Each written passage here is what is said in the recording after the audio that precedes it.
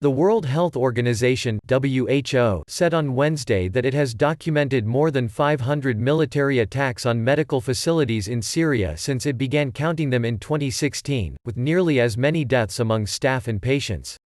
About two-thirds of those struck were in Syria's northwest, where fighting has intensified in recent months as Damascus, backed by Russia, has sought to capture the last slice of the country beyond its control.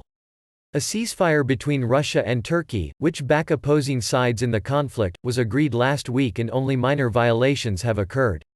The data documented 494 attacks on health facilities between 2016 to 2019, the report showed, in what the WHO says is the first comprehensive time it has released of data on medical strikes.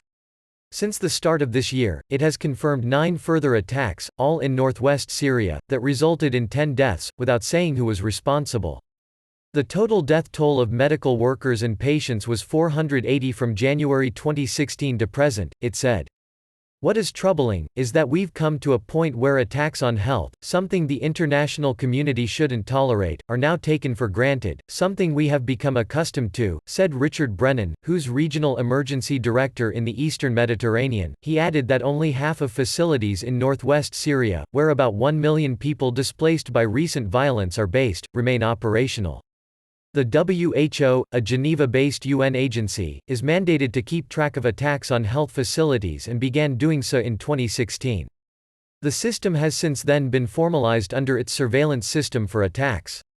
Such data could help the UN Board of Inquiry, which last year began investigating a series of incidents in northwest Syria, including attacks on health facilities. UN officials have previously denounced deliberate attacks by the Syrian government and its allies on protected civilian sites, including hospitals and schools. If proven, these would amount to war crimes.